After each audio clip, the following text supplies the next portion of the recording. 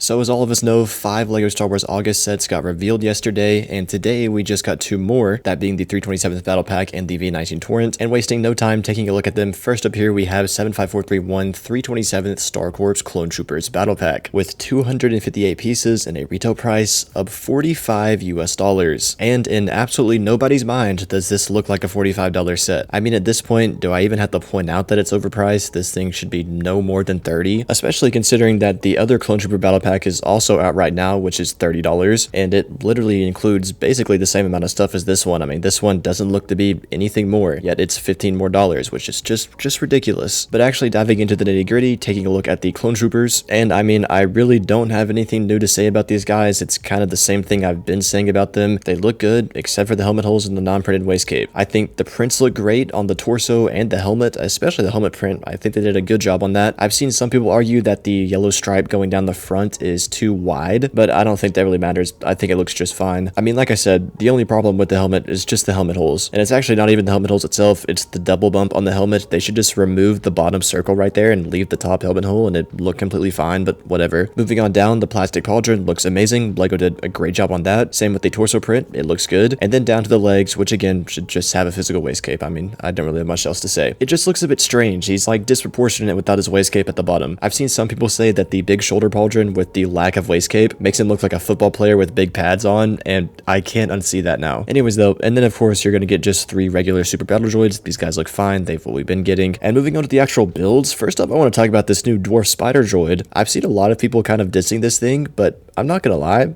I really like how it looks. This is the very first redesigned dwarf spider droid that we've ever seen. Well, there's been differences here and there, but this is the one that actually looks like it has a full redesign with the head. And when you look at the source material, this one actually looks quite a bit more accurate than the other ones, which I'm happy with. I mean, I just think it looks good. But that ATRT on the other hand looks a bit off. Well, the build as a whole doesn't look off. It's literally just that stud shooter on the front. It just looks kind of ridiculous sticking out there like that.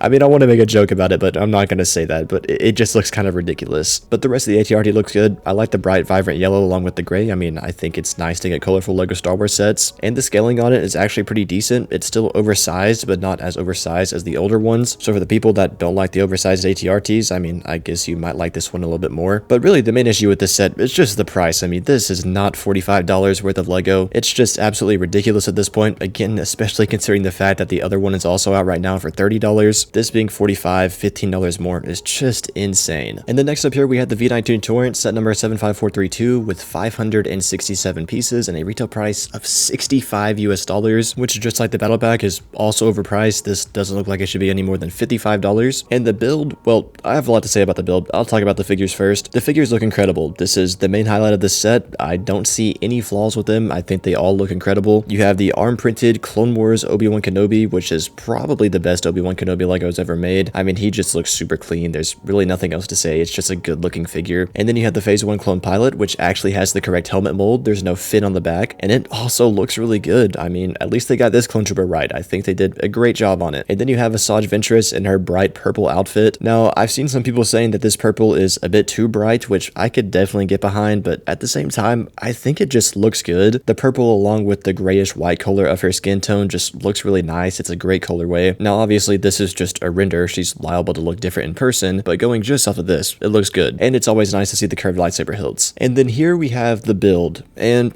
I have to say, when the wings are open and it's in its flying position, I think it looks good. The proportions aren't perfect. The wings are a little bit too short, which is kind of the opposite problem that the original one had in 2008. The wings on that model were too long compared to the source material. So it's like, I don't know, I guess pick your poison, but I do think this one overall just looks better. But I'm saying this only in its flying position because when it's landed, I don't know what it is, just something looks a bit off about this thing. I think the main problem is that it doesn't really have any landing gear. There's just like some sloped bricks that stick out that hold it up, as you can see there, while as the older one had actual landing gear that retracted. And it kind of just makes it seem like this one is just sitting flat on the ground, and that's really throwing off its landed look. And also for some reason, the wings just look way shorter when they're folded up like this. I don't know what it is, but it looks tiny like this. When it's open, it looks fine, but like this, it's super small looking, which considering the $65 price point is pretty worrisome. But again, overall, I think it does look better than the original one. The area around the engines and the cockpit is way cleaner, and way more compact looking and a lot more accurate to the source material. Really the only problem is that the wings are too short and it's lacking landing gear, which just makes it look so weird when it's landed like this. There also looks to be some stickers, well I assume they're stickers on the front there as the engine intakes, and it also has the yellow tinted transparent cockpit piece, which is accurate to the source material as well, which I think